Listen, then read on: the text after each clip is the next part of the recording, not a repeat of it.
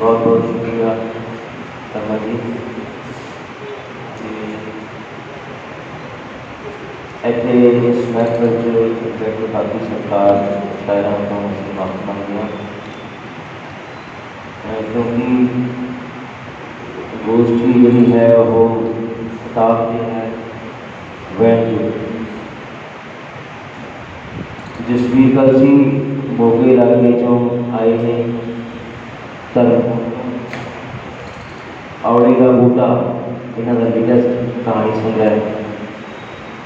कहानी तो बाखूबी लिखते ही बहुत वधिया लिखते हैं, लेकिन अजकल ये किताबों के सिवेक पेपर लिखण वाल भी रुचक हुए हैं और उसको लगता है कि जिहड़ियां इन्हां भविखमुखी योजनावां ने वो आलोचना ध्यान च रख के ये काम कर रहे हैं। तो असीं आस करते हैं कि होर भी वधिया ते महत्वपूर्ण काम करेंगे। तो मैं इस औले के बूटे दिखाए स्पीकर को बेनती करूँगा कि वो अपना पेपर वैन युग से लेके रहे थे जिस पर कहा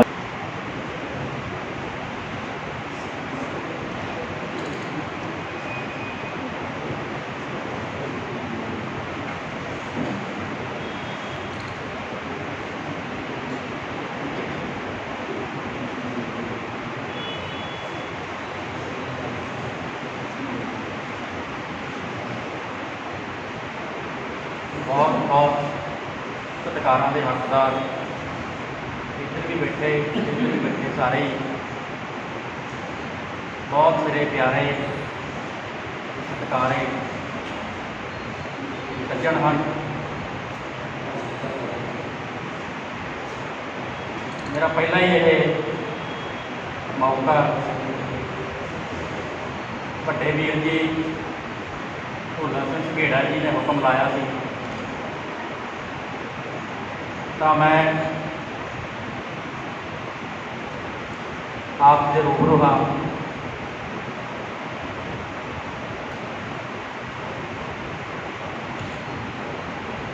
मेरे पेपर का सिरलेख है गलपकारी का मुद्दा मूलक प्रयोग वैन चुक वैन चुक नशियां उत्ते कहानियां जसवीर सिंह ददारगढ़ की पहली बार साल 2021 में प्रकाशित हुई दूजी पुस्तक है। उसने साल 2019 में पवन गुरु पाणी पिता वातावरण उत्ते कहानियां की पहली पुस्तक पाठकों ने रूबरू की थी कि साल 2020 में इस पहली पुस्तक का दूजा संस्करण छापिया गया। जसवीर सिंह ददारगढ़ भावें किते वजों कुछ भी है, पर साहित्य खेत्र में वो एक बिल्कुल नवा ना है। उसके कहानी संग्रह पवनों गुरु पाणी पिता नूं केवल पंजाबी पाठकों वालों ही नहीं सगों पंजाबी कहानी का बहुत डूंगा अध्ययन करने वाले पाठक इतिहास मूलक खोजकर्ता आलोचक डॉक्टर बलदेव सिंह धालीवाल का विशेष हुंगारा मिला है। किसी लेखक की पहली पुस्तक उत्ते डॉक्टर बलदेव सिंह धालीवाल की टिप्पणी का प्रकाशित हो जाना बहुत खासियत का दर्जा मनिया जाता है। जसवीर सिंह ददारगढ़ की पहली पुस्तक की जिल्द के बैक कवर उत्ते प्रकाशित 3 टिप्पणियों विचों पहले नंबर उत्ते डॉक्टर बलदेव सिंह धालीवाल की दर्ज है। वो टिप्पणी मैं इतने पेश करनी जरूरी समझा। डॉक्टर बलदेव सिंह धालीवाल के शब्दों में जसवीर सिंह ददारगढ़ अजोकी पंजाबी कहानी का मूलों ही निवेकली सुर वाला कहानीकार है। उसकी विलक्षणता का आधार उसदियां कहानियों की वस्तु चोण विच है। ਵਾਤਾਵਰਨ ਵਿੱਚ ਪ੍ਰਦੂਸ਼ਣ ਦੀ ਗੰਭੀਰ ਸਮੱਸਿਆ ਉੱਤੇ ਕੇਂਦਰਿਤ ਹੋ ਕੇ ਉਸਨੇ ਵਿਸ਼ਾ ਮੂਲਕ ਵੰਨਗੀ ਦੀਆਂ ਕਹਾਣੀਆਂ ਲਿਖੀਆਂ ਹਨ। ਭਾਵੇਂ ਅਜਿਹੀਆਂ ਮੁੱਦਾ ਮੂਲਕ ਕਹਾਣੀਆਂ ਵਿੱਚ ਗਲਪੀ ਹੁਨਰ ਨੂੰ ਆਂਚ ਆਉਣ ਦਾ ਅੰਦੇਸ਼ਾ ਬਣਿਆ ਰਹਿੰਦਾ ਆਮ ਗੱਲ ਹੈ, ਪਰ ਜਸਵੀਰ ਨੇ ਇਸ ਮਸਲੇ ਵੱਲ ਉਚੇਚਾ ਧਿਆਨ ਦੇਣ ਦੀ ਕੋਸ਼ਿਸ਼ ਕੀਤੀ ਹੈ। ਮੈਂ ਉਸਦੇ ਇਸ ਨਿਵੇਕਲੇ ਗਲਪੀ ਤਜਰਬੇ ਦਾ ਸਵਾਗਤ ਕਰਦਾ ਹਾਂ। ਭਾਰਤੀ ਪੰਜਾਬ ਦੇ ਜਸਵੀਰ ਸਿੰਘ ਦਿਦਾਰਗੜ੍ਹ ਦਾ ਪਿੰਡ ਦਿਦਾਰਗੜ੍ਹ, ਡਾਕਖਾਨਾ ਸ਼ੇਰਪੁਰ, ਤਹਿਸੀਲ ਧੂਰੀ ਤੇ ਜ਼ਿਲ੍ਹਾ ਸੰਗਰੂਰ ਹੈ। ਇਹ ਵੇਰਵਾ ਉਸਦੀਆਂ ਪੁਸਤਕਾਂ ਤੋਂ ਹੀ ਪੜ੍ਹਨ ਨੂੰ ਮਿਲਦਾ ਹੈ, ਜਦੋਂ ਕਿ ਉਸਦੇ ਜੀਵਨ ਤੇ ਸਾਹਿਤਕ ਕੱਦ ਬਾਰੇ ਕਿਤੋਂ ਵੀ ਹੋਰ ਜਾਣਕਾਰੀ ਮੈਨੂੰ ਪੜ੍ਹਨ ਨੂੰ ਨਹੀਂ ਮਿਲੀ। ਇਹ ਮੇਰੀ ਪੜ੍ਹਨ ਦੀ ਸੀਮਾ ਵੀ ਮੰਨੀ ਜਾਣੀ ਚਾਹੀਦੀ ਹੈ। ਉਪਰੋਕਤ ਸੰਦਰਭ ਵਿੱਚ ਜਸਵੀਰ ਸਿੰਘ ਦਿਦਾਰਗੜ੍ਹ ਦੀ ਦੂਜੀ ਪੁਸਤਕ ਵਹਿਣ ਯੁੱਗ ਵਿਸ਼ੇਸ਼ ਧਿਆਨ ਦੀ ਮੰਗ ਕਰਦੀ ਹੈ।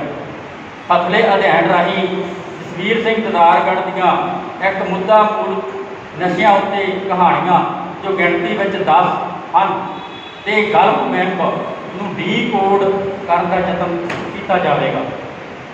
ਡੀਕੋਡ ਤੋਂ ਭਾਵ ਹੈ ਕਿਸੇ ਪਾਠ ਦੇ ਸ਼ਬਦਾਂ ਵਾਲੇ ਰੂਪ ਵਿੱਚ ਜੋ ਸ਼ਬਦਾਂ ਨੂੰ ਨਹੀਂ ਲਿਖਿਆ ਗਿਆ ਨੂੰ ਲੱਭਣਾ ਤੇ ਉਸਦੇ ਅਰਥ ਕੱਢਣੇ ਹੁੰਦਾ ਹੈ। ਡੀਕੋਡ ਦਾ ਪੂਰਾ ਨਾਮ ਡੀਕਨਸਟਰਕਸ਼ਨ ਹੈ। ਇਹ ਦੋ ਸ਼ਬਦਾਂ ਡੀ ਅਤੇ ਕੰਸਟਰਕਸ਼ਨ ਦਾ ਜੋੜ ਹੈ, ਜਿਸ ਵਿੱਚ ਡੀ ਦਾ ਅਰਥ ਹੈ ਤੋੜਨਾ ਜਾਂ ਖਤਮ ਕਰਨਾ ਹੈ। ਕੰਸਟਰਕਸ਼ਨ ਦਾ ਅਰਥ ਹੈ ਉਸਾਰੀ, ਇਮਾਰਤ, ਭਾਵ ਸ਼ਬਦਾਂ ਜ਼ਰੀਏ ਰਚਨਾ ਕਰਕੇ ਤਿਆਰ ਕੀਤੀ ਇਮਾਰਤ ਹੈ। ਸੋ ਸੌਖੇ ਸ਼ਬਦਾਂ ਵਿੱਚ ਕਹਾਣੀ ਦੇ ਆਰੰਭ ਦੇ ਸ਼ਬਦਾਂ ਤੋਂ ਲੈ ਕੇ ਆਖਰੀ ਸ਼ਬਦਾਂ ਤੱਕ ਇੱਕ ਇਮਾਰਤ ਬਣ ਗਈ ਹੈ। ਹੁਣ ਉਸ ਨੂੰ ਤੋੜ ਕੇ ਉਸ ਵਿੱਚੋਂ ਨਵੇਂ ਸ਼ਬਦਾਂ ਵਿੱਚ ਅਰਥ ਪ੍ਰਾਪਤ ਕਰਨ ਵਾਸਤੇ ਇੱਕ ਆਲੋਚਨਾਤਮਕ ਇਮਾਰਤ ਬਣਾਉਣੀ ਹੈ। ਇਸ ਆਲੋਚਨਾਤਮਕ ਇਮਾਰਤ ਨੂੰ ਪੇਪਰ ਸ਼ਬਦ ਨਾਲ ਅੱਜ ਦੇ ਪ੍ਰੋਗਰਾਮ ਵਾਲੇ ਸੱਦਾ ਪੱਤਰ ਵਿੱਚ ਇੱਕ ਨਾਮ ਦਿੱਤਾ ਗਿਆ ਹੈ। ਵਿਰਚਨਾ ਅੰਗਰੇਜ਼ੀ ਪਦ ਰੀਕਨਸਟਰਕਸ਼ਨ ਦਾ ਪੰਜਾਬੀ ਰੂਪਾਂਤਰਣ ਹੈ, ਜਿਸ ਦਾ ਚਰਚਾ 20ਵੀਂ ਸਦੀ ਦੇ ਆਖਰੀ ਦਹਾਕਿਆਂ ਵਿੱਚ ਉੱਤਰ ਸੰਰਚਨਾਵਾਦੀ ਚਿੰਤਨ ਨਾਲ ਸਾਹਮਣੇ ਆਇਆ, ਵਿਸ਼ੇਸ਼ ਕਰਕੇ ਫਰਾਂਸੀਸੀ ਚਿੰਤਕ ਜੈਕ ਡੈਰਦਾ ਦੀਆਂ ਲਿਖਤਾਂ ਨਾਲ। ਵਿਰਚਨਾ ਕਿਸੇ ਵੀ ਵਿਆਖਿਆ ਨੂੰ ਅੰਤਮ ਨਹੀਂ ਮੰਨਦੀ। ਹਰ ਵਿਆਖਿਆ ਅਗਾਂਹ ਹੋਰ ਵਿਆਖਿਆ ਲਈ ਖੁੱਲ੍ਹੀ ਹੈ। ਡੈਰਦਾ ਨੇ ਕਿਹਾ ਹੈ ਕਿ ਪਾਠ ਦੀ ਪੜ੍ਹਤ ਦੇ ਦੌਰਾਨ ਅਰਥ ਦੇ ਸਾਰੇ ਕੋਨੇ ਖੁੱਲ੍ਹੇ ਰਹਿਣੇ ਜ਼ਰੂਰੀ ਹਨ। ਹਰੇਕ ਪਾਠ ਵੱਧ ਤੋਂ ਵੱਧ ਸੰਭਾਵਨਾਵਾਂ ਦੀ ਸੂਚਨਾ ਦਿੰਦਾ ਹੈ। ਵਹਿਣ ਯੁੱਗ ਤੇ ਬਾਕੀ 9 ਕਹਾਣੀਆਂ ਦੀ ਵਸਤੂ ਚੋਣ ਵਿੱਚ ਜਸਵੀਰ ਸਿੰਘ ਦਿਦਾਰਗੜ੍ਹ ਨੇ ਆਪਣੇ ਸਮਕਾਲ ਵਿੱਚ ਨੌਜਵਾਨਾਂ ਵੱਲੋਂ ਚਿੱਟਾ, ਸਮੈਕ, ਟੀਕੇ ਤੇ ਭੰਗ ਆਦਿ ਮਨੁੱਖ ਦੇ ਸੇਵਨ ਕਰਨ ਵਾਲੇ ਨਸ਼ਿਆਂ ਦੇ ਨਾਲ ਇਸ ਨੌਜਵਾਨ ਵਰਗ ਵੱਲੋਂ ਫੇਸਬੁੱਕ ਦਾ ਨਸ਼ਾ, ਖੇਤ ਦੀ ਮਿੱਟੀ ਦੀ ਮੁਹੱਬਤ ਦਾ ਨਸ਼ਾ, ਕਿਸਾਨੀ ਸੰਘਰਸ਼ ਦਾ ਨਸ਼ਾ ਤੇ ਇੱਕ ਫੌਜੀ ਜ਼ਰੀਏ ਦੇਸ਼ ਸੇਵਾ ਦਾ ਨਸ਼ਾ ਵਿਸ਼ੇਸ਼ ਵਿਚਾਰਧਾਰਕ ਦ੍ਰਿਸ਼ਟੀ ਰਾਹੀਂ ਚੁਣ ਕੇ ਕਥਾ ਵਸਤੂ ਬਣਾਉਂਦਿਆਂ ਗਲਪੀਕਰਨ ਵੀ ਕੀਤਾ ਹੈ।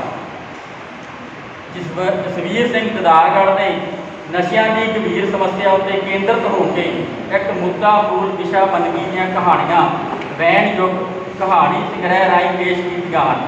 ਇਹ ਕਹਾਣੀਆਂ ਇੱਕ ਮੁੱਦਾ ਮੂਲ ਵਿਸ਼ਾ ਵੰਨਗੀ ਦੀਆਂ ਹੋਣ ਕਰਕੇ ਇੱਕ ਵੱਖ-ਵੱਖ ਕਾਂਡ ਤਰ੍ਹਾਂ ਹੁੰਦੀਆਂ ਵੀ ਇੱਕ ਸਾਂਝ ਵਿਸ਼ਾ ਮੂਲਕ ਦੀ ਹੋਣ ਕਾਰਨ ਨਾਵਲ ਦੇ ਪ੍ਰਤਾਂਤ ਵਾਲੀ ਇੱਕ ਹੀ ਕਹਾਣੀ ਬਣ ਜਾਂਦੀ ਹੈ। ਇਸ ਤਰ੍ਹਾਂ ਇੱਕ ਵਿਸ਼ੇ ਉੱਤੇ ਕੇਂਦਰਿਤ ਵੱਖ-ਵੱਖ ਕਹਾਣੀਆਂ ਵਾਲਾ ਪੰਜਾਬੀ ਪ੍ਰਵਾਸੀ ਨਾਵਲ ਵਿੱਚ ਪਹਿਲਾ ਨਾਵਲ ਦੁਨੀਆ ਕੈਸੀ ਹੋਈ ਸਿਰਲੇਖ ਹੇਠ ਕੈਨੇਡੀਅਨ ਡੇਰੀਆਂ ਦਾ ਪ੍ਰਤਾਂਤ 25 ਕਹਾਣੀਆਂ ਜੋ ਵੱਖ-ਵੱਖ ਸਿਰਲੇਖ ਹੇਠ ਹਨ ਦੇ ਜੋੜ ਫਲ ਬਣਾ ਕੇ ਪ੍ਰਸਿੱਧ ਹੋਇਆ ਨਾਵਲਕਾਰ ਜਰਨੈਲ ਸਿੰਘ ਸੇਖਾ ਦਾ ਹੈ।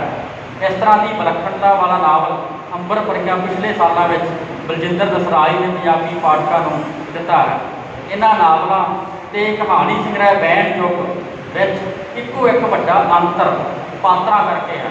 ਇਹਨਾਂ ਨਾਵਲਾਂ ਵਿੱਚ ਉਹੀ ਪਾਤਰ ਵੱਖ-ਵੱਖ ਕਹਾਣੀਆਂ ਵਿੱਚ ਸ਼ਾਮਲ ਹੋਣ ਕਰਕੇ ਹੀ ਉਹ ਨਾਵਲ ਨਾਮਕਰਨ ਹੇਠ ਪ੍ਰਤਾਂਤ ਬਣਦਾ ਹੈ। ਵਹਿਣਯੋਗ ਕਹਾਣੀ ਸੰਗ੍ਰਹਿ ਇਸ ਕਰਕੇ ਕਹਾਣੀ ਸੰਗ੍ਰਹਿ ਦੀ ਸ਼੍ਰੇਣੀ ਵਿੱਚ ਆਉਂਦਾ ਹੈ ਕਿ ਇਹਦੀਆਂ ਵੱਖ-ਵੱਖ ਕਹਾਣੀਆਂ ਦੇ ਪਾਤਰ ਵੀ ਵੱਖ-ਵੱਖ ਹਨ, ਸਥਿਤੀ ਵੱਖ ਹੈ, ਸਮੱਸਿਆ ਵੀ ਬਦਲ ਕੇ ਹੋਰ ਰੂਪ ਧਾਰਨ ਕਰਦੀ ਹੈ। ਇਸ ਤਰ੍ਹਾਂ ਮੇਰੀ ਪਹਿਲੀ ਧਾਰਨਾ ਡਾਕਟਰ ਬਲਦੇਵ ਸਿੰਘ ਢਾਲੀਵਾਲ ਦੇ ਸ਼ਬਦਾਂ ਵਿੱਚ ਜੋ ਧਾਰਨਾ ਸੀ, ਜਸਵੀਰ ਸਿੰਘ ਜਦਾਰਗੜ੍ਹ ਜੋ ਕਿ ਪੰਜਾਬੀ ਕਹਾਣੀ ਦਾ ਮੂਲ ਹੀ ਨਿਵੇਕਲੀ ਸਵਰ ਵਾਲਾ ਕਹਾਣੀਕਾਰ ਹੈ, ਨਾਲ ਪੂਰੀ ਤਰ੍ਹਾਂ ਸਹਿਮਤ ਹੈ। ਮੇਰੀ ਦੂਜੀ ਧਾਰਨਾ ਵਹਿਣਯੋਗ ਦੀਆਂ ਸਾਰੀਆਂ ਕਹਾਣੀਆਂ ਇੱਕ ਮੁੱਦਾ ਮੂਲ ਵਿਸ਼ਾ ਵੰਨਗੀਆਂ ਹੋਣ ਕਰਕੇ ਇੱਕ ਸਾਂਝਾ ਗਲਪ ਬਿੰਬ ਬਣਾਉਂਦੀਆਂ ਹਨ। ਮੈਂ ਇਸ ਸਾਂਝੇ ਗਲਪ ਬਿੰਬ ਨੂੰ ਡੀਕੋਡ ਇੰਝ ਕਰਦਾ ਹਾਂ। ਵਹਿਣਯੋਗ ਤੇ ਬਾਕੀ 9 ਕਹਾਣੀਆਂ ਭਾਰਤੀ ਪੰਜਾਬ ਦੀ ਰਹਿਤਲ ਦੇ ਵੇਰਵਿਆਂ ਦੇ ਪਿਛੋਕੜ ਨਾਲ ਜੁੜ ਕੇ ਆਪਣੇ ਸਮਕਾਲ ਸਹਿਤ ਵਿਉਂਤੀਆਂ ਗਈਆਂ ਹਨ। ਸੋ ਇੱਕ ਸਰਬਗਿਆਤਾ ਤੇ ਬਾਕੀ 9 ਕਹਾਣੀਆਂ ਦੇ ਉੱਤਮ ਪੁਰਖੀ ਮੈਲ ਚਰਿੱਤਰ ਵਾਲੇ ਪ੍ਰਤਾਂਤਕਾਰ ਦੁਆਰਾ ਸਿਰਜੇ ਗਲਪ ਬਿੰਬ ਦਾ ਬਾਹਰੀ ਸਰੂਪ ਜਿਹੜਾ ਉਹ ਇੰਝ ਹੈ।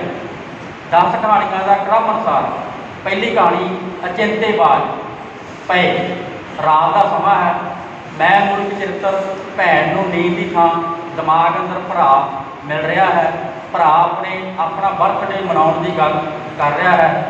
ਕਹਾਣੀ ਭੈਣ ਸੁਣਾਉਂਦੀ ਹੈ, ਭਰਾ ਨਸ਼ਾ ਕਰਨ ਕਰਕੇ ਸਾਥੀਆਂ ਨੇ ਹੀ ਮਾਰ ਦਿੱਤਾ ਸੀ, ਪਾਪਾ ਵੀ ਐਕਸੀਡੈਂਟ ਵਿੱਚ ਮਰ ਗਏ ਸੀ, ਉਹ ਖੁਦ ਅੰਗਹੀਣ ਹੋ ਗਈ ਸੀ। ਭਰਾ ਦੀਆਂ ਯਾਦਾਂ ਹਨ ਇਹ ਕਹਾਣੀ, ਯਾਦਾਂ ਦਾ ਬਹਾਨਾ ਬਰਥਡੇ ਬਣਾਇਆ ਹੈ। ਇਹ ਸਹੀ ਢੰਗ ਹੈ ਪੇਸ਼ਕਾਰੀ ਦਾ। ਮਾਂ ਵੀ ਤੜਪਦੀ ਹੈ, ਉਸਦਾ ਵਿਹਾਰ ਵੀ ਪੇਸ਼ ਕੀਤਾ ਗਿਆ ਹੈ। ਭਰਾ ਪਾਪਾ ਬਿਨਾਂ ਜੋ ਘਾਟ ਹੈ ਉਸਦੀਆਂ ਤੜਫਣਾ ਤੇ ਇਹ ਨਸ਼ੇ ਤੇ ਐਕਸੀਡੈਂਟ ਜੋ ਕਾਰਨ ਬਣੇ ਉਹਨਾਂ ਦੇ ਪਿੱਛੇ ਸਿਆਸਤ ਵਿਸ਼ਵ ਵਰਤਾਰਾ ਕੰਮ ਕਰਦਾ ਹੈ ਵੱਲ ਇਸ਼ਾਰਾ ਅਤੇ ਗੁਰਬਾਣੀ ਤੇ ਨੈਤਿਕਤਾ ਤੋਂ ਅਤੇ ਰਹਿਣ ਸਹਿਣ ਖਾਣ ਪੀਣ ਦੀ ਦੂਰੀ ਤੋਂ ਵੀ ਇਹ ਨਸ਼ੇ ਤੇ ਐਕਸੀਡੈਂਟ ਆਦਿ ਵਾਪਰ ਰਹੇ ਹਨ ਵੱਲ ਇਸ਼ਾਰਾ ਕੀਤਾ ਗਿਆ ਹੈ। ਕਾਲਮਈ ਵਾਰਤਕ ਦੇ ਗੂੜੇ ਤੇ ਔਖੇ ਪਰ ਪ੍ਰਤੀਕਮਈ ਸ਼ਬਦਾਂ ਦੀ ਭਰਮਾਰ ਹੈ, ਸਿਰਲੇਖ ਨਾਲ ਢੁਕਦੀ ਹੈ। ਭੈਣ ਦੇ ਭਰਾ ਦੀ ਕੁਝ ਬਣਨ ਦੀ ਇੱਛਾ ਕਿਹੜੀ ਸੀ ਨਹੀਂ ਦੱਸੀ ਗਈ, 3 ਵਾਰ ਆਈ ਤੇ ਕੇਂਦਰਤ ਹੈ। ਨਸ਼ੇ ਵਾਲੇ ਦੀ ਕੁੱਤੇ ਵਾਲੀ ਮੌਤ ਹੁੰਦੀ ਹੈ, ਅਚਿੰਤੇ ਬਾਜ ਪੈ ਤਰ੍ਹਾਂ ਵਾਪਰਦਾ ਹੈ। ਵਾਰਤਾਲਾਪੀ ਵੱਧ ਜੁਗਤ ਵਰਤੀ ਗਈ ਹੈ, ਰਿਸ਼ਤਿਆਂ ਦੀ ਗੱਲ ਕਰਦੀ ਹੈ, ਨਸ਼ੇ ਕਿਉਂ ਕਰਨ ਲੱਗਾ ਨਹੀਂ ਦੱਸਿਆ। ਪੈਰ ਕੁਹਾੜਾ ਮੈਂ ਮੁਲਕ ਚਰਿੱਤਰ ਪਤੀ ਜੇਲ੍ਹ ਵਿੱਚ ਹੈ, ਆਪਣੀ ਪਤਨੀ ਨੂੰ ਮਾਰ ਕੇ। ਇਸ ਪਤੀ ਨੇ ਕੁਝ ਵਰਤਮਾਨ ਤੇ ਬਾਕੀ ਬੀਤੇ ਸਮੇਂ ਦੀਆਂ ਨਸ਼ੇ ਕਿਉਂ ਕਰਨ ਲੱਗਾ, ਪਤਨੀ ਕਿਉਂ ਮਾਰੀ ਦਾ ਉੱਤਰ ਦਿੰਦਾ ਹੈ। ਮੁੰਡੇ ਤੇ ਕੁੜੀ 2 ਬੱਚਿਆਂ ਦਾ ਬਾਪ ਹੈ, ਉਸਦੀ ਪਤਨੀ ਸੱਚ ਬੋਲਦੀ ਸਮਾਜਿਕ ਸਰੋਕਾਰਾਂ ਬਾਰੇ ਤੇ ਉਸਦੇ ਪਤੀ ਨੂੰ ਉਸਦਾ ਭਾਵ ਪਤਨੀ ਦਾ ਗੁਲਾਮ ਕਹਿੰਦੇ ਸਨ। ਇਸ ਵਜ੍ਹਾ ਕਰਕੇ ਨਸ਼ੇ ਕਰਨ ਲੱਗਾ, ਇਸ ਵਜ੍ਹਾ ਕਰਕੇ ਪਤਨੀ ਨੂੰ ਮਾਰਿਆ, ਫਿਰ ਪਛਤਾਵਾ ਕਰ ਰਿਹਾ ਹੈ। ਇਸ ਕਰਕੇ ਕਹਿ ਰਿਹਾ ਹੈ ਕਿ ਉਸਨੇ ਆਪਣੇ ਪੈਰ ਆਪ ਕੁਹਾੜਾ ਮਾਰਿਆ ਹੈ। ਸ਼ਬਦ ਬਹੁਤ ਔਖੇ ਦਿੱਤੇ ਹਨ ਤੇ ਮਾਤਰਾ ਵਿੱਚ ਵੀ ਬਹੁਤ ਹਨ। ਜ਼ਖਮੀ ਹਾਸੇ ਭਰਾ ਨਸ਼ੇ ਨਾਲ ਮਰ ਚੁੱਕਾ ਹੈ, ਪਿਓ ਵੀ ਨਸ਼ੇ ਕਰਦਾ ਹੈ, ਸੋ ਘਰ ਦੀ ਆਰਥਿਕਤਾ ਲਈ ਮੈਂ ਮੁਲਕ ਚਰਿੱਤਰ ਉਸ ਕੁੜੀ ਨੂੰ ਆਰਕੈਸਟਰਾ ਦਾ ਕੰਮ ਕਰਨਾ ਪੈ ਰਿਹਾ ਹੈ। ਯੂਨੀਵਰਸਿਟੀ ਦੀ ਪੜ੍ਹਾਈ ਛੁੱਟ ਗਈ ਹੈ, ਆਰਕੈਸਟਰਾ ਦਾ ਮਾਹੌਲ ਵਿਆਹ ਸਮੇਂ ਨੱਚਣ ਦਾ ਤੇ ਵਿੱਚ ਪਰਿਵਾਰਕ ਯਾਦਾਂ ਚੰਗੀ ਬਣਦੀ ਹੈ। ਅੰਤ ਗੋਲੀ ਚੱਲਦੀ ਹੈ ਔਰ ਆਰਕੈਸਟਰਾ ਦੀ ਹੋਰ ਆਰਕੈਸਟਰਾ ਦੇ ਲੱਗਦੀ ਹੈ ਤੇ ਪੱਗ ਵਾਲੇ ਮੁੰਡੇ ਦਾ ਉਸ ਨੂੰ ਚੁੱਕ ਲੈ ਜਾਣਾ ਇਲਾਜ ਲਈ ਵਿਸ਼ੇਸ਼ ਹੈ। ਵਾਕਿਆ ਹੀ ਜ਼ਖਮੀ ਹਾਸੇ ਹਨ ਇਹ। ਚਿੱਟੇ ਬੈਗ ਪਿੰਡ ਦੇ ਇੱਕ ਘਰ ਅੰਦਰ ਵਿਹੜੇ ਵਿੱਚ ਲਾਸ਼ ਪਈ ਹੈ, ਲੋਕ ਇਕੱਠੇ ਹਨ। ਮਰ ਗਏ ਦਾ ਮੁੰਡਾ ਗੱਡੀ ਉੱਤੇ ਆਉਂਦਾ ਹੈ, ਉਸ ਨਾਲ 5-7 ਸਾਥੀ ਹਨ, ਸਾਰਿਆਂ ਨੂੰ ਨਸ਼ਈ ਪੇਸ਼ ਕੀਤਾ ਹੈ। ਉਹ ਮੁੰਡਾ ਨਸ਼ੇ ਵੇਚਦਾ ਵੀ ਹੈ, ਉਹ ਨਸ਼ੇ ਦੀ ਭਾਸ਼ਾ ਵਿੱਚ ਹੀ ਵਿਹਾਰ ਕਰਦਾ ਹੈ, ਗੱਲਾਂ ਕਰਦਾ ਹੈ। ਸੰਸਕਾਰ ਹੁੰਦਾ ਲਾਸ਼ ਦਾ, ਪਰ ਵਰਤਾਂਤਕਾਰ ਮੈਂ ਮੂਲ ਚਰਿੱਤਰ ਵਾਲਾ ਟਿੱਪਣੀਆਂ ਬਹੁਤ ਕਰਦਾ ਹੈ, ਭਾਸ਼ਣ ਨੂੰਮਾ। ਇਸ ਤਰ੍ਹਾਂ ਇਹ ਵਿਚਿੱਤਰ ਵਾਰਤਕ ਨੂੰਮਾ ਕਹਾਣੀ ਬਣਦੀ ਹੈ। ਅੰਤ ਵਿੱਚ ਵੀ ਕਾਵਕ ਸ਼ੈਲੀ ਵਿੱਚ ਕਵਿਤਾ ਹੀ ਪੇਸ਼ ਹੈ। ਕੁਝ ਨਵਾਂਪਣ ਹੈ ਇਹ। ਨਸ਼ੇ ਵੇਚਣ, ਨਸ਼ੇ ਕਰਨ ਉੱਤੇ ਸੰਖੇਪ ਵਿੱਚ ਜਾਣਕਾਰੀ ਦਿੰਦੀ ਰਚਨਾ ਹੈ। ਕਾਵਕ ਵਧੇਰੇ ਹੈ, ਟਿੱਪਣੀ ਨੂੰਮਾ ਹੈ। ਭਟਕਦੀਆਂ ਰੂਹਾਂ ਮਨੁੱਖੀ ਦਿਲ ਨੂੰ ਪਾਤਰ ਬਣਾ ਕੇ ਉਸ ਦਿਲ ਵਾਲੇ ਸਰੀਰ ਦੀ ਔਰਤ ਜਿਸ ਦਾ ਸਮਾਜਿਕ ਨਾਂ ਤਨੂ ਹੈ ਦੀ ਕਹਾਣੀ ਸੁਣਾਉਂਦਾ ਹੈ। ਇਸ ਕਹਾਣੀ ਵਿੱਚ ਤਨੂ ਫੇਸਬੁੱਕ ਉੱਤੇ ਆਪਣੇ ਹੁਸਨ ਤੇ ਕਵਿਤਾ ਨਾਲ ਮੋਬਾਈਲ ਹੀ ਦਿਨ ਰਾਤ ਚਲਾਈ ਜਾਂਦੀ ਹੈ। ਪਰਿਵਾਰ ਦਾ ਕੋਈ ਫਿਕਰ ਨਹੀਂ, ਦੂਜਾ ਇਸ ਫੇਸਬੁੱਕ ਉੱਤੇ ਤਰ੍ਹਾਂ ਤਰ੍ਹਾਂ ਦੀਆਂ ਵੰਨਗੀਆਂ ਦਾ ਜ਼ਿਕਰ ਭਾਵ ਤਬਸਰਾ ਹੈ, ਟਿੱਪਣੀਆਂ ਹਨ। ਇਹ ਵਾਰਤਕ ਬਹੁਤੀ ਹੈ, ਕਹਾਣੀ ਨਾ ਮਾਤਰ। ਇਹ ਫੇਸਬੁੱਕ ਉੱਤੇ ਅਜਿਹੀਆਂ ਜੋ ਦੱਸੀਆਂ ਗਈਆਂ ਲਿਖਤ ਵਿੱਚ ਉਹ ਭਟਕਦੀਆਂ ਰੂਹਾਂ ਹਨ। ਇਹ ਮੋਬਾਈਲ ਦੇ ਨਸ਼ੇ ਨੂੰ ਸੰਬੋਧਿਤ ਜਾਣਕਾਰੀ ਹੈ। ਮਿੱਟੀ ਦੀ ਮੁਹੱਬਤ। ਮੈਂ ਪਾਤਰ ਆਪਣੇ ਮਾੜੇ ਹੋ ਗਏ ਭਾਵ ਬੁਖਾਰੀ ਬਾਬੇ ਨੇ ਭੰਗ ਦਾ ਨਸ਼ਾ ਚਿਲਮ ਰਾਹੀਂ ਪੀਣ ਲਾ ਦਿੱਤਾ ਸੀ ਤਾਂ ਪੜ੍ਹਾਈ ਬੰਦ, ਖੇਤੀ ਬੰਦ, ਪਰ ਪਿਓ ਲੋਕ ਸੰਘਰਸ਼ ਲਈ ਲੜ ਰਿਹਾ ਸੀ। ਇਸ ਤਰ੍ਹਾਂ ਹੁਣ ਤੱਕ ਦੀ ਖੂਬਸੂਰਤ ਕਹਾਣੀ ਕਲਾਤਮਕ ਵਰਤਾਂਤ ਸਿਰਜਿਆ ਹੈ। ਮੁੱਖ ਪਾਤਰ ਚਿੰਤਨ ਕਰਦਾ ਹੈ, ਅੰਤ ਤਬਦੀਲ ਹੁੰਦਾ ਹੈ। ਅੰਤ ਇੱਕ ਗਵਾਂਢੀ ਖੇਤ ਦੇ ਬੱਚੇ ਦੇ ਰਾਹੀਂ ਭਵਿੱਖ ਨਾਲ ਜੋੜਦਾ ਹੈ। ਸੁਭਾਵਨਾ ਭਰਪੂਰ ਯਥਾਰਥ ਹੈ। ਸਿਰਲੇਖ ਅਨੁਸਾਰ ਮਿੱਟੀ ਨਾਲ ਜੁੜ ਜਾਂਦੀ ਹੈ। ਸਹੀ ਹੈ। ਨਵੇਂ ਵਾਕ, ਨਵੇਂ ਸ਼ਬਦ ਬਾ ਕਮਾਲ ਹਨ। ਕਹਾਣੀ ਸੱਤਵੀਂ, ਵਸੀਅਤ। ਸਰਬ ਗਿਆਤਾ ਨੇ ਸੋਨਾ ਤੇ ਬੱਲੀ ਦੇ ਇਸ਼ਕ ਦੀ, ਬੱਲੀ ਦੇ ਤਕੜੇ ਘਰ ਤੇ ਨਸ਼ੇ ਕਰਨ ਦੀ ਮਾੜੀ ਹਾਲਤ ਹੋ ਗਈ ਦੀ ਤੇ ਸੋਨਾ ਨੇ ਕੁੱਟ ਖਾਧੀ, ਧੀ ਦੀ ਕੁੱਟ ਜਰੀ, ਪਰ ਸੰਘਰਸ਼ਸ਼ੀਲ ਰਹੀ, ਜਿੱਤਣ ਲਈ ਤਕੜੀ ਹੈ। ਉਸ ਦੇ ਪਿੱਛੇ ਉਹਦੇ ਪਾਪਾ ਦੀ ਸੋਚ ਹੈ, ਚੰਗੇ ਵਿਹਾਰ ਹਨ। ਪਾਪਾ ਦੀ ਵਸੀਅਤ ਵਾਲੀ ਲਿਖਤ ਸਰਬੋਤਮ ਹੈ। ਨੰਨੀ ਧੀ ਰਾਹੀਂ ਸੁਭਾਵਨਾ ਭਰਪੂਰ ਭਵਿੱਖ ਦੀ ਗੱਲ ਹੈ। ਬਹੁਤ ਖੂਬਸੂਰਤ ਕਹਾਣੀ ਹੈ। ਕਹਾਣੀ ਵਹਿਣ ਯੋਗ। ਸੜਕ ਪਾਤਰ ਬਣ ਕੇ ਥਾਂ ਪਰ ਥਾਂ ਦੇ ਵਾਕਿਆਤ ਪੇਸ਼ ਕਰਦੀ ਹੈ, ਜਿਸ ਵਿੱਚ ਵੱਖ-ਵੱਖ ਸਥਾਨ ਤੇ ਵੱਖ-ਵੱਖ ਪਾਤਰ ਅਤੇ ਨਸ਼ੇ ਨਾਲ ਸੰਬੰਧਿਤ ਘਟਨਾਵਾਂ ਹਨ। ਨਸ਼ਾ ਸਪਲਾਈ ਕਰਨ ਵਾਲਿਆਂ ਬਾਰੇ ਹੈ, ਜਿਸ ਨਾਲ ਡੇਰੇ ਆਸ਼ਰਮ ਜੁੜੇ ਹੋਏ ਹਨ। ਅੰਤ ਆਸ਼ਰਮ ਦੇ ਸਾਸੰਗ ਨਾਲ ਇੱਕ ਮਾਂ ਦੁਖੀ ਹੋਈ ਆਪਣੀ ਗੱਲ ਜੋੜਦੀ ਹੈ ਕਿ ਹੁਣ ਪੰਜਵਾਂ ਯੁੱਗ ਆ ਗਿਆ, ਵਹਿਣ ਯੁੱਗ ਆ ਗਿਆ ਹੁਣ।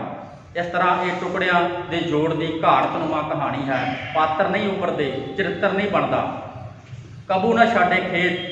ਕਵੀ ਪਾਤਰ ਹੈ, ਕਵਿਤਾ ਉਸ ਕੋਲ ਆਈ ਹੈ, ਉਹ ਗੱਲਾਂ ਸਾਂਝੀਆਂ ਕਰਦੇ ਹਨ। ਕਵੀ ਦਿੱਲੀ ਬਾਰਡਰ ਤੇ ਕਿਸਾਨੀ ਸੰਘਰਸ਼ ਵਿੱਚ ਬੈਠਾ ਹੈ, ਰਾਤ ਦਾ ਵੇਲਾ ਹੈ।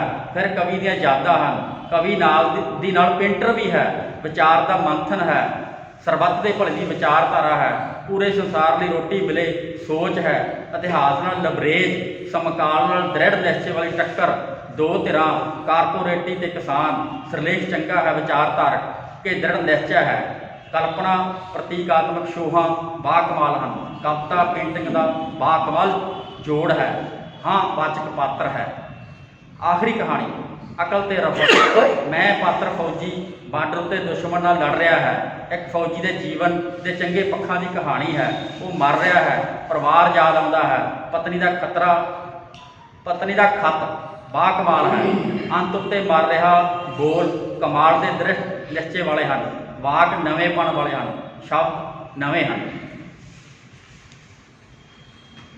ਕਹਾਣੀ ਸੰਗ੍ਰਹਿ ਵਹਿਣ ਯੁੱਗ ਦੀਆਂ ਉਪਰੋਕਤ 10 ਕਹਾਣੀਆਂ ਦੇ ਸਾਂਝੇ ਗਲਪ ਬਿੰਬ ਦਾ ਬਾਹਰੀ ਸਰੂਪ ਇਹ ਹੈ ਕਿ ਸਮਕਾਲ ਵਿੱਚ ਨੌਜਵਾਨਾਂ ਵੱਲੋਂ ਚਿੱਟਾ, ਸਮੈਕ, ਟੀਕੇ ਤੇ ਭੰਗ ਆਦਿ ਮਨੁੱਖ ਦੇ ਸੇਵਨ ਕਰਨ ਵਾਲੇ ਨਸ਼ਿਆਂ ਦੇ ਨਾਲ ਇਸ ਨੌਜਵਾਨ ਵੱਲੋਂ ਫੇਸਬੁੱਕ ਦਾ ਨਸ਼ਾ ਇੱਕ ਨਾਂਹ ਪੱਖੀ ਅਤੇ ਕੁਝ ਨੌਜਵਾਨਾਂ ਵੱਲੋਂ ਖੇਤ ਦੀ ਮਿੱਟੀ ਦੀ ਮੁਹੱਬਤ ਦਾ ਨਸ਼ਾ, ਕਿਸਾਨੀ ਸੰਘਰਸ਼ ਦਾ ਨਸ਼ਾ ਤੇ ਇੱਕ ਫੌਜੀ ਜਰੀਏ ਦੇਸ਼ ਸੇਵਾ ਦਾ ਨਸ਼ਾ ਹਾਂ ਪੱਖੀ ਵਰਤਾਰਿਆਂ ਤੋਂ ਬਣਿਆ ਦੋ ਧਿਰਾਂ ਦਾ ਆਪਸ ਵਿੱਚ ਵਿਰੋਧੀ ਜੁੱਟ ਹੈ।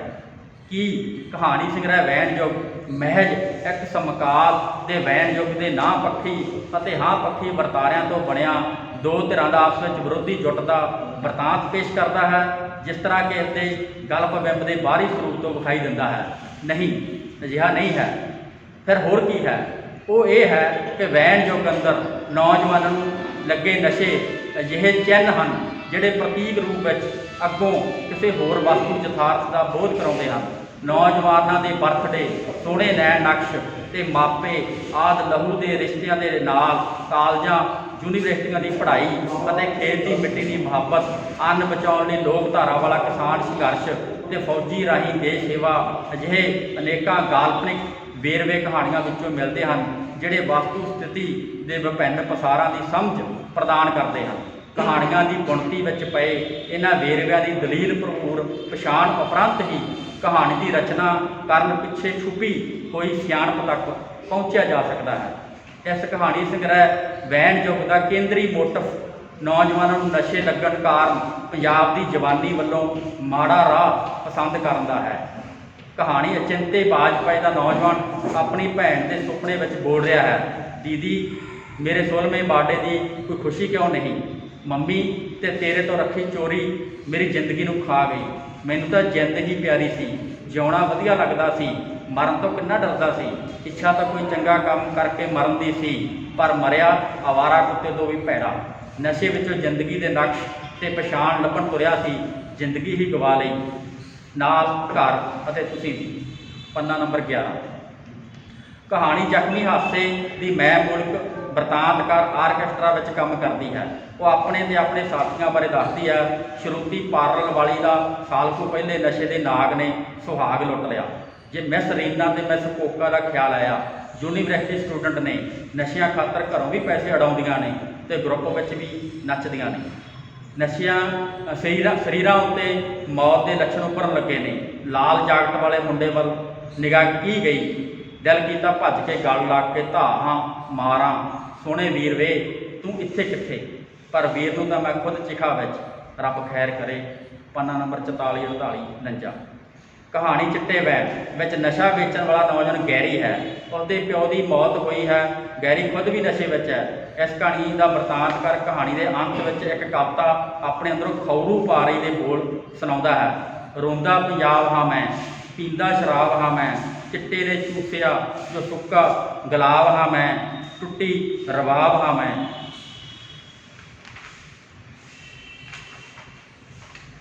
ਇਉਂ ਵਰਤਾਂਤਕਾਰ ਪੰਜਾਬ ਦੀ ਨਸ਼ਿਆਂ ਨਾਲ ਹੋਈ ਬਰਬਾਦੀ ਦੇ ਵਰਤਾਰਿਆਂ ਵਿੱਚ ਗੁਲਾਬ ਤੇ ਰਬਾਬ ਦੇ ਸੁੱਕਣ ਤੇ ਟੁੱਟਣ ਦੇ ਮੈਟਾਫਰ ਪੇਸ਼ ਕਰ ਜਾਂਦਾ ਹੈ। ਜਿਵੇਂ ਮੈਂ ਪਿੱਛੇ ਕਿਹਾ ਕਿ ਕੁਝ ਨੌਜਵਾਨਾਂ ਵੱਲੋਂ ਖੇਤੀ ਦੀ ਮਿੱਟੀ ਦੀ ਮੁਹੱਬਤ ਦਾ ਨਸ਼ਾ, ਕਿਸਾਨੀ ਸੰਘਰਸ਼ ਦਾ ਨਸ਼ਾ ਤੇ ਇੱਕ ਫੌਜੀ ਵੱਲੋਂ ਦੇਸ਼ ਸੇਵਾ ਦਾ ਨਸ਼ਾ ਹਾਂ ਪੱਖੀ ਵਰਤਾਰਾ ਹੈ। ਸੋ ਇਸ ਹਾਂ ਪੱਖੀ ਵਰਤਾਰੇ ਦੇ ਸੰਬੰਧ ਵਿੱਚ ਵੀ ਵਰਤਾਂਤਕਾਰ ਨੇ ਗੁਲਾਬ ਤੇ ਰਬਾਬ ਦੇ ਸੁੱਕਣ ਤੇ ਟੁੱਟਣ ਤੋਂ ਅੱਗੇ ਖੌਰੂ ਪਾਰੀ ਕਵਿਤਾ ਦੀ ਇੱਕ ਸਤਰ ਵਿੱਚ ਸੋਚਿਆ। ਉਹ ਹੈ ਜਲਦੀ ਹੀ ਉੱਠਾਂਗੀ ਦਬੀ ਹੋਈ ਦਾਬ ਹਾਂ ਮੈਂ। ਪੰਨਾ ਨੰਬਰ 73। ਜਸਵੀਰ ਸਿੰਘ ਦਦਾਰਗੜ੍ਹ ਨੇ ਸਮਕਾਲੀ ਪੰਜਾਬ ਦੇ ਗੁਲਾਬ ਤੇ ਰਬਾਬ ਦੇ ਸੁੱਕਣ ਤੇ ਟੁੱਟਣ ਦੇ ਕਾਰਨਾਂ ਸੰਬੰਧੀ ਕਹਾਣੀਆਂ ਦੇ ਵਰਤਾਂਤ ਅੰਦਰ ਪਾਤਰਾਂ ਰਾਹੀਂ ਕਿਤੇ ਵੱਧ ਕਿਤੇ ਘੱਟ ਅਤੇ ਕਈ ਥਾਂ ਭਾਸ਼ਣਨੁਮਾ ਬੁਣਤੀ ਬੁਣਦਿਆਂ ਵਿਸ਼ਵੀ ਤੰਤਰ ਦਾ ਜ਼ਿਕਰ ਕੀਤਾ ਹੈ। ਕਹਾਣੀ ਚਿੰਤੇ ਬਾਜ ਪਏ ਮਰ ਚੁੱਕਾ ਨੌਜਵਾਨ ਆਪਣੀ ਭੈਣ ਦੇ ਸੁਪਨਿਆਂ ਵਿੱਚ ਆ ਕੇ ਕਹਿ ਰਿਹਾ, ਦੀਦੀ ਤੂੰ ਕਿਵੇਂ ਗੱਲ ਭੰਨੇਗੀ ਐਡੇ ਵਿਸ਼ਵੀ ਤੰਤਰ ਦਾ, ਤੇਰੀਆਂ ਤਾਂ ਆਪ ਲੱਤਾਂ ਤੇ ਢੂਈ ਟੁੱਟੀ ਪਈ ਆ। ਇਸ ਦਾ ਗੱਲ ਤਾਂ ਕੌਮਾਂਤਰੀ ਪੱਧਰ ਤੇ ਨੇਤਾ ਨਹੀਂ ਤੋੜ ਸਕਦੇ। ਸਾਰਿਆਂ ਨੂੰ ਕਹਿ ਦਿਓ ਆਪਣੇ ਆਪਣੇ ਘਰ ਦੀ, ਬੱਚਿਆਂ ਦੀ, ਪਿੰਡ ਦੀ ਰਾਖੀ ਕਰੋ, ਨਸ਼ੇ ਵਿਰੁੱਧ ਇਕੱਠੇ ਹੋ। ਪੰਨਾ ਨੰਬਰ 13। ਕਹਾਣੀ ਵੈਨ ਯੁੱਗ ਵਿੱਚੋਂ ਹੁਣੇ ਆਸ਼ਰਮ ਦੇ ਪੈਡ ਉੱਤੇ VIP ਸਹੂਲਤਾਂ ਨਾਲ ਲੈਸ ਵਿਸ਼ੇਸ਼ ਹੈਲੀਕਾਪਟਰ ਵਿੱਚੋਂ ਸੋਨੇ ਹੀਰਿਆਂ ਅਤੇ ਸੈਲੀਬ੍ਰਿਟੀ ਆਭਾ ਜਲਾਉਣ ਨਾਲ ਲੱਦਿਆ ਮਿਸਟਰ ਜੈਟ ਉਤਰਿਆ ਹੈ। ਆਸ਼ਰਮ ਮੁਖੀ ਸੰਤ ਖੰਡੀ ਕਿੱਤੇ ਦੀਆਂ ਜ਼ਿਆਦਾਤਰ ਧਾਰਮਿਕ, ਸਮਾਜਿਕ, ਪ੍ਰਸ਼ਾਸਨਿਕ, ਰਾਜਨੀਤਿਕ ਧਿਰਾਂ ਵੱਲੋਂ ਜੈਟ ਦਾ ਭਰਵਾਂ ਤੇ ਸੁਹਾਨਾ ਸਵਾਗਤ ਇਸ ਤਰ੍ਹਾਂ ਕੀਤਾ ਗਿਆ ਹੈ ਜਿਵੇਂ ਜੈਟ ਹੀ ਦੁਨੀਆ ਦਾ ਮਾਲਕ ਹੋਵੇ। ਪੰਨਾ ਨੰਬਰ 133। ਅਤੇ ਜੈਟ ਦੇ ਹਜ਼ਾਰਾਂ ਕਰੋੜ ਚਿਹਰੇ ਹਨ ਜਿਹੜੇ ਉਹ ਹਰ ਬਦਲਦਾ ਰਹਿੰਦਾ ਹੈ। ਸੂਬੇ ਵਿੱਚ ਸਭ ਜੈਟ ਦੇ ਇਸ਼ਾਰੇ 'ਤੇ ਨੱਚਦੇ ਹਨ। ਜੈਟ ਖੌਰੇ ਕਿਸ ਦੇ ਇਸ਼ਾਰੇ ਉੱਤੇ ਨੱਚਦਾ ਹੈ। ਅਸਲ ਵਿੱਚ ਸਭ ਨੱਚਦੇ ਨੇ। ਵੱਡਾ ਮਦਾਰੀ ਕੋਈ ਹੋਰ ਹੈ। ਇਸ ਦੀ ਮੁੱਠੀ ਵਿੱਚ ਵਿਸ਼ਵ ਮੰਡੀ ਹੈ। ਇਸ ਮੰਡੀ ਦੀ ਸਰਦਾਰੀ ਲਈ ਵੀ ਕਈਆਂ ਵਿੱਚ ਖੂਨੀ ਮੁਕਾਬਲਾ ਹੈ। ਪੰਨਾ ਨੰਬਰ 135 136। ਕਿਉਂ ਜਸਵੀਰ ਸਿੰਘ ਦਦਾਰਗੜ੍ਹ ਆਪਣੇ ਪੰਜਾਬ ਦੇ ਹਾਲਾਤ ਅੰਦਰ ਨਾ ਤੇ ਹਾਂ ਪੱਖੀ ਵਰਤਾਰਿਆਂ ਦੇ ਵਰਤਾਂਤ ਨੂੰ ਪੇਸ਼ ਕਰਦਿਆਂ ਉਹਨਾਂ ਦੇ ਪਿੱਛੇ ਕੰਮ ਕਰਦੇ ਕਾਰਨਾਂ ਦੀ ਨਿਸ਼ਾਨਦੇਹੀ ਵੀ ਕਰਾਉਂਦਾ ਹੈ। ਇੱਥੇ ਹਾਂ ਪੱਖੀ ਵਰਤਾਰੇ ਦੀਆਂ ਕੁਝ ਉਦਾਹਰਨਾਂ ਕਹਾਣੀ ਦੇ ਵਿੱਚੋਂ ਦਿੰਦਾ ਹਾਂ। ਕਹਾਣੀ ਚਿੰਤੇ ਬਾਜਪੇ ਦਾ ਪਾਤਰ ਕਹਿੰਦਾ ਹੈ, ਜਦੋਂ ਦੋਸਤਾਂ ਨੂੰ ਦੱਸਿਆ ਕਿ ਮੈਂ ਉਹ ਨਸ਼ੇ ਛੱਡ ਦੇਣੇ ਨੇ, ਉਸ ਦਿਨ ਗੁਰਦੁਆਰੇ ਦੇ ਪ੍ਰਧਾਨ ਦਾ ਮੁੰਡਾ ਵੀ ਨਾਲ ਸੀ। ਕਹਿੰਦਾ, ਵਧੀਆ ਵੀਰੇ ਇਹਨਾਂ ਵਿੱਚ ਕੀ ਰੱਖਿਆ, ਤੂੰ ਇਕੱਲਾ ਮੁੰਡਾ ਏ, ਤੇਰੀ ਘਰੇ ਬਹੁਤ ਲੋੜ ਆ। ਸਾਨੂੰ ਇਹ ਖੁਸ਼ੀ ਹੈ ਕਿ ਤੂੰ ਮੌਤ ਛੱਡ ਕੇ ਜ਼ਿੰਦਗੀ ਚੁਣ ਰਿਹਾ। ਖਾਣ ਪੀਣ ਵਾਲਾ ਹੋਰ ਬਹੁਤ ਕੁਛ ਹੈ ਦੁਨੀਆ ਵਿੱਚ, ਹੋਰ ਬਥੇਰੇ ਸਾਹਿਤਕ, ਧਾਰਮਿਕ, ਸਮਾਜਿਕ, ਅਕਾਦਮਿਕ, ਵਾਤਾਵਰਨ ਸੁਧਾਰ ਆਦਿ ਦੇ ਨਸ਼ੇ ਨੇ ਜ਼ਿੰਦਗੀ ਦੇ। ਪੰਨਾ ਨੰਬਰ 12। ਕਹਾਣੀ ਮਿੱਟੀ ਦੀ ਮੁਹੱਬਤ ਵਿੱਚੋਂ ਝਿੜੀ ਵਾਲੀ ਸਮਾਜ ਦੇ ਵਖਾਰੀ ਬਾਬੇ ਦੀਆਂ ਮਸਤ ਹਾਕਾਂ ਨੇ ਵੀ ਜੋਰ ਨਾਲ ਮੇਰਾ ਕਰਮਾ ਖਿੱਚਿਆ। ਚਿਲਮ ਦੇ ਗਾੜੇ ਧੂਏ ਦੀ ਆਪਣੀ ਅੰਨੀ ਸ਼ਕਤੀ ਸੀ। ਪੰਨਾ ਨੰਬਰ 93। ਤੇ ਜਿਸ ਰਾਹੇ ਮੈਂ ਜੀਭ ਉੱਤੇ ਡੰਗ ਮਰਵਾਉਣ ਗਿਆ ਸੀ, ਉਹ ਤੇ ਜੀ ਨਾਲ ਮੌਤ ਵੱਲ ਜਾਂਦਾ ਸੀ। ਮਸਾ ਸਾਲ 6 ਮਹੀਨੇ ਨੂੰ ਮੇਰਾ ਸੇਵਾ ਵੱਧਦਾ ਹੁੰਦਾ। ਲੋਕ ਕਹਿੰਦੇ ਕੁੜੀ ਕੜੀ ਵਰਗਾ ਜਵਾਨ ਹੈ, ਐਵੇਂ ਮਰ ਗਿਆ। ਪੰਨਾ ਨੰਬਰ 95। ਅਤੇ ਪਾਤਰ ਚਿੰਤਨ ਕਰਦਾ ਹੈ ਹੁਣ ਉਹਦਾ ਇਹ ਬ੍ਰਹਮ ਉਪਦੇਸ਼ ਮੌਤ ਦਾ ਖੂਹ ਲੱਗਦਾ। ਬੁਖਾਰੀ ਵੀ ਕਿਸੇ ਖਤਰਨਾਕ ਜਾਂਦੀ ਦਾ ਜੱਟ ਲੱਗਿਆ। ਬੁਖਾਰੀ ਸਮਾਜ ਚਿਲਮ ਦੀ ਤਰਵੈਣੀ ਅਟਪਟੀ ਹੈ। ਬੁਖਾਰੀ ਦੀ 16 ਵਾਰੀ ਕਰਨੀ ਜ਼ਰੂਰੀ ਹੈ। ਸੰਤ ਹੈ ਕਿ ਛੱਡਿਆ ਕੁੰਡਾ, ਇੰਜ ਤਾਂ ਉਹ ਸਾਰੇ ਇਲਾਕੇ ਨੂੰ ਤਬਾਹ ਕਰ ਦਿਓ। ਪਰ ਆਪਣੇ ਖੇਤ ਦੇ ਕੱਚੇ ਪਹੇ ਵੱਲ ਮੁੜਿਆ ਤਾਂ ਦੋਵੇਂ ਖੇਤ ਦੀ ਕਾਸ਼ਨੀ ਸੁਗੰਧ ਨੇ ਰੂਹ ਸਰਸ਼ਾਰ ਕਰ ਦਿੱਤੀ। ਬੁਖਾਰੀ ਦੀ ਚੱਲਣ ਨਾਲੋਂ ਤਾਂ ਖੇਤਾਂ ਦੀ ਮਿੱਟੀ ਵਿੱਚ ਵੱਧ ਸ਼ਕਤੀ ਜਾਪੀ, ਜਿਹੜੀ ਲਹਿਰ ਸਵਾਰ ਸੰਸਾਰ ਦਾ ਢਿੱਡ ਭਰਦੀ ਹੈ। ਪੰਨਾ ਨੰਬਰ 97। ਇਸ ਤੋਂ ਅੱਗੇ ਵੱਟ ਉੱਤੇ ਪੈਰ ਭਵਿੱਖ ਵੱਲ ਝਾਕਦਾ ਹਾਂ। ਪੂੰਜੀਵਾਦ ਸਭ ਕੁਝ ਤੇਜ਼ੀ ਨਾਲ ਹੜਪਦਾ ਭੱਜਿਆ ਆ ਰਿਹਾ ਹੈ। ਨਸਲਾਂ ਫਸਲਾਂ ਧਰਮ ਸੱਭਿਆਚਾਰ ਸੰਸਕ੍ਰਿਤੀ ਕਦਰਾਂ ਕੀਮਤਾਂ ਮਨੁੱਖੀ ਅਦਬ ਮੁੱਲ ਸੋਚ ਸਲੀਕਾ ਪਿਆਰ ਸਕੂਨ ਸਿਹਤ ਸਮਾਜ ਭਾਈਚਾਰਾ ਉਹਦੀਆਂ ਮਸ਼ੀਨਾਂ ਬੰਦੇ ਨੂੰ ਭੀਚ ਕੇ ਉਹਦੀ ਰੱਤ ਨਿਚੋੜ ਰਹੀਆਂ। ਪੰਨਾ ਨੰਬਰ 101। ਕਿਉਂ ਵਰਤਾਂਤਕਾਰ ਵਿਸ਼ਵ ਤੋਂ ਲੈ ਕੇ ਸੂਬੇ ਪਿੰਡ ਪਰਿਵਾਰ ਅਤੇ ਵਿਅਕਤੀਆਂ ਤੱਕ ਦੀਆਂ ਇਕਾਈਆਂ ਵਿੱਚ ਹੋਈ ਟੁੱਟ ਭੱਜ ਦੇ ਸੰਕੇਤਕ ਵੇਰਵੇ ਪੇਸ਼ ਕਰਦਾ ਹੈ। ਸਥਿਤੀ ਦਾ ਵਿਅੰਗ ਇਹ ਹੈ ਕਿ ਸਭ ਕੁਝ ਗਵਾ ਚੁੱਕਣ ਤੋਂ ਪਿੱਛੋਂ ਮਾਨਸਿਕ ਆਸੰਤੁਲਨ ਤੱਕ ਪਹੁੰਚੇ ਨੌਜਵਾਨਾਂ ਨੂੰ ਪੰਜਾਬ ਦੇ ਮਰਨ ਦਾ ਡਰ ਮਹਿਸੂਸ ਹੁੰਦਾ ਹੈ। ਉਹ ਚਿੰਤਨੀ ਸੁਰ ਜਰੀਏ ਵਿਸ਼ਲੇਸ਼ਣ ਕਰਦਾ ਹੈ। ਇਸ ਵਿਸ਼ਲੇਸ਼ਣ ਵਿੱਚ ਉਹ ਨੌਜਵਾਨ ਜਲਦੀ ਹੀ ਉੱਠਾਂਗੇ ਦਬੀ ਹੋਈ ਦਾਵਾ ਮੈਂ ਵਰਗੇ ਪ੍ਰਤੀਕਾਤਮਕ ਸ਼ਬਦਾਂ ਸੀਗੇ ਮੁੜ ਗੁਲਾਬ ਦੇ ਟਹਿਕਣ ਤੇ ਮਹਿਕਣ ਅਤੇ ਰਬਾਬ ਦੀਆਂ ਵੈਨ ਵਰਗੀਆਂ ਸੁਰਾਂ ਦੇ ਉਲਟ ਜਿਉਣ ਵਾਲੀਆਂ ਸੁਰਾਂ ਲਈ ਆਸਬੰਦ ਹੈ। ਜੀਵੇ ਆਸਾ ਮਰੇ ਦਰਾਸਾ ਦੇ ਸਿਧਾਂਤ ਅਨੁਸਾਰ ਇਹ ਨੌਜਵਾਨ ਪੰਜਾਬ ਦੀ ਅਮੀਰ ਵਿਰਾਸਤ ਦੀ ਧਰੋਹਰ ਗੁਰਬਾਣੀ ਦਾ ਸਿਧਾਂਤ ਗੁਲਾਬ ਤੇ ਰਬਾਬ ਨੂੰ ਠੀਕ ਕਰਨ ਵਾਸਤੇ ਵਰਤਣ ਦਾ ਸੁਨੇਹਾ ਵੀ ਦਿੰਦਾ ਹੈ। ਇਸ ਸੰਬੰਧੀ ਕਹਾਣੀਆਂ ਵਿੱਚੋਂ ਕੁਝ ਉਦਾਹਰਨਾਂ ਪੇਸ਼ ਕਰਦਾ ਹਾਂ। ਕਹਾਣੀ ਅਚਿੰਤੇ ਬਾਜਪਾਈ ਦੇ ਪੰਨਾ ਨੰਬਰ 21 ਉੱਤੇ ਵੇਖੋ। ਸਾਵੇਂ ਛੋਟੇ ਸਾਹਿਬਜ਼ਾਦੇ ਦੀ ਫੋਟੋ ਨੇ ਮੇਰੀ ਸ਼ਕਤੀ ਨੂੰ ਹੋਰ ਬਲ ਬਖਸ਼ਿਆ ਹੈ। ਮੇਰੇ ਅੰਦਰ ਇੱਕ ਓਂਕਾਰ ਤੇ ਗੁਰੂ ਗੋਬਿੰਦ ਸਿੰਘ ਜੀ ਦੀ ਤਲਵਾਰ ਦਲਕਾਰ ਦਹਾੜਨ ਲੱਗੇ ਹਨ। 1.25 ਲੱਖ ਨਾਲ ਦੜਨ ਦਾ ਜੋ ਜਜ਼ਬਾ ਬੇਕਾਬੂ ਹੋਣ ਲੱਗਿਆ। ਕਹਾਣੀ ਭਟਕਦੀਆਂ ਰੂਹਾਂ ਦੇ ਪੰਨਾ ਨੰਬਰ 99 ਉੱਤੇ ਇੱਕ ਮਨੁੱਖ ਦੁਨੀਆ ਦਾ ਪਾਸਾ ਪਲਟ ਸਕਦਾ ਹੈ ਤੈਨੂੰ ਜੇ ਮਨੁੱਖ ਆਪਣੀ ਸ਼ਕਤੀ ਪਹਿਚਾਣ ਲਵੇ। ਇਸ ਤੋਂ ਅੱਗੇ ਕਹਾਣੀ ਹੈ ਮਿੱਟੀ ਦੀ ਮੁਹੱਬਤ ਦਾ ਪੰਨਾ ਨੰਬਰ 100 ਉੱਤੇ। ਅੱਜ ਮੈਨੂੰ ਵੀ ਗੁਰੂ ਨਾਨਕ ਖੇਤੀ ਮਾਡਲ ਤੇ ਕਾਰਪੋਰੇਟ ਖੇਤੀ ਮਾਡਲ ਸਾਹਮਣੇ ਹੋ ਕੇ ਜੰਗ ਲੜਦੇ ਲੱਗੇ। ਕਾਰਪੋਰੇਟ ਮਾਡਲ ਕੋਲ ਅਥਾਹ ਵਸੀਲੇ ਹਨ ਤੇ ਗੁਰੂ ਨਾਨਕ ਮਾਡਲ ਕੋਲ ਸਰਬੱਤ ਦੇ ਭਲੇ ਦੀ ਖੜਕ ਜਾਂ ਵਿਰੋਧੀ ਜਾਂ ਵਿਰਲੇ ਗਰੀਬ ਸਿੱਖ ਖੜੇ ਹਨ। ਇੱਕ ਕਹਾਣੀ ਆ ਵਸੀਅਤ ਜਿਸ ਦੇ ਪੰਨਾ ਨੰਬਰ 101 ਉੱਤੇ ਵੇਖੋ। ਜ਼ਿੰਦਗੀ ਦੇ ਸੁਰੱਖੇ ਮਾਰਗ ਦਰਸ਼ਨ ਲਈ ਗੁਰਬਾਣੀ ਅਰਥ ਭਾਵ ਨਾਲ ਪੜ੍ਹੀ ਸਭ ਸਮਝ ਆ ਜਾਵੇਗਾ। ਗੁਰਮਤ ਰਹਿਤ ਮਰਜ਼ਾਦਾ ਸਿੱਖ ਇਤਿਹਾਸ ਤੇ ਵਿਸ਼ਵ ਇਤਿਹਾਸ ਜ਼ਰੂਰ ਪੜ੍ਹੀ। ਸੰਗੀਤ ਸਾਹਿਤ ਕਲਾ ਸੱਭਿਆਚਾਰ ਤੇ ਪੂਰਨ ਧਿਆਨ ਦੇਵੀ ਸਾਇੰਸ ਅਤੇ ਧਰਮਾਂ ਦਾ ਤੁਲਨਾਤਮਕ ਅਧਿਐਨ ਜ਼ਰੂਰ ਕਰੇ। ਆਦਿ ਉਦਾਹਰਨਾਂ ਹਨ। ਅੰਤ ਵਿੱਚ ਵਿਚਾਰ ਚਰਚਾ ਕਹਾਣੀ ਸੰਗ੍ਰਹਿ ਦੇ ਦੀਆਂ ਕਹਾਣੀਆਂ ਦੇ ਪ੍ਰਤੰਤੀਕਰਨ ਦੀ ਪੇਸ਼ ਕਰਦਾ ਹਾਂ। ਮੈਂ ਮੂਲ ਚਰਿੱਤਰ ਜਰੀਏ ਯਾਦਾਂ ਵਾਰਤਾਲਾਪ ਤੇ ਟਿੱਪਣੀਆਂ ਆਦਿ ਪ੍ਰਮੁੱਖ ਜੁਗਤਾਂ ਹਨ। ਨਾ ਵਰਤਾਂਤਿਕ ਪ੍ਰਵਚਨ ਪਸਾਰਦਾ ਹੋਇਆ ਜਸਵੀਰ ਸਿੰਘ ਦਦਾਰਗੜ੍ਹ ਵਿਚਾਰਧਾਰਕ ਪੱਖ ਨੂੰ ਵੀ ਪੇਸ਼ ਕਰ ਜਾਂਦਾ ਹੈ। ਡਾਕਟਰ ਬਲਦੇਵ ਸਿੰਘ ਢਾਲੀਵਾਲ ਜੀ ਲਿਖਦੇ ਹਨ ਕਿ ਗਲਪ ਦੇ ਪਾਤਰ ਭਾਵੇਂ ਹੱਡ ਮਾਸ ਦੇ ਮਨੁੱਖਾਂ ਦਾ ਭਲਾਂਦਰਾ ਸਿਰਜਦੇ ਹਨ ਪਰ ਇਸ ਦੇ ਬਾਵਜੂਦ ਇਹ ਕਾਲਪਨਿਕ ਵੀ ਹੁੰਦੇ ਹਨ। ਸੋ ਇਸ ਧਾਰਨਾ ਅਨੁਸਾਰ ਜਸਵੀਰ ਸਿੰਘ ਦਦਾਰਗੜ੍ਹ ਨੇ ਤਾਂ ਮੁੱਦਾ ਮੂਲ ਕਹਾਣੀ ਦਾ ਵਰਤਾਂਤ ਸਿਰਜਣਾ ਸੀ। ਇਸ ਲਈ ਉਸਨੇ ਪਾਤਰਾਂ ਦੀ ਸਹਿਜਤਾ ਨੂੰ ਭੰਗ ਕਰਕੇ ਘਾੜਪੂਰਵਾਂ ਪਾਤਰਾਂ ਦੀ ਸਿਰਜਣਾ ਕੀਤੀ ਹੈ। ਭਾਵੇਂ ਕਿ ਇਹ ਪਾਤਰ ਜੀਵਨ ਯਥਾਰਥ ਵਿੱਚ ਮਿਲ ਜਾਂਦੇ ਹਨ ਜਦੋਂ ਕਿ ਜਸਵੀਰ ਸਿੰਘ ਦਦਾਰਗੜ੍ਹ ਇਹਨਾਂ ਪਾਤਰਾਂ ਨੂੰ ਘਟਨਾਵੀ ਵਿਆਹ ਤੋਂ ਪ੍ਰਸ਼ਨ ਪੇਸ਼ ਕਰਕੇ ਪਾਠਕ ਮਨ ਵਿੱਚ ਉਹਨਾਂ ਦਾ ਉੱਤਰ ਜਾਣਨ ਦੀ ਉਤਸੁਕਤਾ ਨੂੰ ਜਗਾਇਆ ਹੈ। ਕਹਾਣੀ ਪ੍ਰਸ਼ਨਾਂ ਦੇ ਉੱਤਰ ਵੀ ਪੇਸ਼ ਕਰਦੀ ਜਾਂਦੀ ਹੈ ਤੇ ਵਿਸ਼ੇ ਦਾ ਸੰਘਣਾਪਣ ਵਿਸ਼ੇਸ਼ ਕਰਕੇ ਟਿੱਪਣੀ ਨੁਮਾ ਜਾਂ ਭਾਸ਼ਣ ਨੁਮਾ ਵੇਰਵਿਆਂ ਨਾਲ ਬਣਾਉਂਦੀ ਹੈ। ਪਾਤਰਾਂ ਦਾ ਚਰਿੱਤਰ ਤਣਾਅ ਵਾਲਾ ਤਾਂ ਹੈ ਪਰ ਟਕਰਾਓ ਵਾਲਾ ਨਹੀਂ। ਇਸ ਵਿੱਚ ਰਹਾਸਤ ਤੇ ਰੌਚਕਤਾ ਦੀ ਘਾਟ ਹੈ। ਇਸ ਦਾ ਕਾਰਨ ਮੁੱਦਾ ਵਸਤੂ ਹੋਣ ਕਰਕੇ ਹੈ। ਡਾਕਟਰ ਪਦੋਚਨ ਸਿੰਘ ਬਾਸੀ ਜੀ ਲਿਖਦੇ ਹਨ ਸਾਹਿਤ ਸਾਡੇ ਜੀਵਨ ਦੇ ਯਥਾਰਥ ਨੂੰ ਰੂਪਮਾਨ ਕਰਨ ਦਾ ਪ੍ਰਯਾਸ ਕਰਦਾ ਹੈ ਅਤੇ ਮਨੋਵਿਗਿਆਨ ਇਸ ਜੀਵਨ ਯਥਾਰਥ ਦੀ ਮਾਨਸਿਕਤਾ ਨੂੰ ਪਹਿਚਾਨਣ ਦੀ ਸੋਝੀ ਪ੍ਰਦਾਨ ਕਰਦਾ ਹੈ। ਸੋ ਇਸ ਧਾਰਨਾ ਦੀ ਰੌਸ਼ਨੀ ਵਿੱਚ ਮੈਂ ਜਸਵੀਰ ਸਿੰਘ ਦਦਾਰਗੜ੍ਹ ਦੇ ਕਹਾਣੀ ਸੰਗ੍ਰਹਿ ਬਹਿਣ ਚੁੱਕੀਆਂ ਕਹਾਣੀਆਂ ਦਾ ਅਧਿਐਨ ਕਰਦਿਆਂ ਇਹ ਸਿੱਟਾ ਕੱਢਦਾ ਹਾਂ ਕਿ ਜਸਵੀਰ ਸਿੰਘ ਦਦਾਰਗੜ੍ਹ ਨੇ ਆਪਣੇ ਸਮਕਾਲ ਦੇ ਮੁੱਦਾ ਮੂਲਕ ਜੀਵਨ ਯਥਾਰਥ ਵਿੱਚ ਨਸ਼ੇ ਕਰਨ ਵਾਲਿਆਂ ਦੀ ਮਾਨਸਿਕਤਾ ਨੂੰ ਕਹਾਣੀ ਵਿਧਾ ਰਾਹੀਂ ਮੁੜ ਆਪਣੀ ਕਥਾ ਦ੍ਰਿਸ਼ਟੀ ਜ਼ਰੀਏ ਸਮੱਸਿਆ ਤੇ ਉਹਦੇ ਹੱਲ ਪੇਸ਼ ਕਰਨ ਦੀ ਚੰਗੀ ਸਲਾਹੁਣਯੋਗ ਕੋਸ਼ਿਸ਼ ਕੀਤੀ ਹੈ। ਕਹਾਣੀ ਦਾ ਵਰਤਾਂਤਕ ਪ੍ਰਵਚਨ ਉਸਾਰਨ ਵਾਸਤੇ ਅਤੀ ਜ਼ਰੂਰੀ ਅੱਧਾ ਪੇਜ ਹੈਗਾ ਬਸ ਅਤੀ ਜ਼ਰੂਰੀ ਵਰਤਾਂਤਕ ਤੱਤਾਂ ਦਾ ਸੰਤੁਲਨ ਸਿਰਜਣ ਵਿੱਚ ਜਸਵੀਰ ਸਿੰਘ ਦਦਾਰਗੜ੍ਹ ਦੀ ਵੈਨਯੋਗ ਕਹਾਣੀ ਸੰਗ੍ਰਹਿ ਦੀ ਪਹਿਲੀ ਕਹਾਣੀ ਅਚਿੰਤੇ ਬਾਜ ਪਏ ਜ਼ਖਮੀ ਹਾਸੇ ਮਿੱਟੀ ਦੀ ਮੁਹੱਬਤ ਵਸੀਅਤ ਤੇ ਕਬੂ ਨਾ ਛਾਡੇ ਖੇਤ ਵਿੱਚ ਚੰਗਾ ਰੋਲ ਨਿਭਾਇਆ ਹੈ।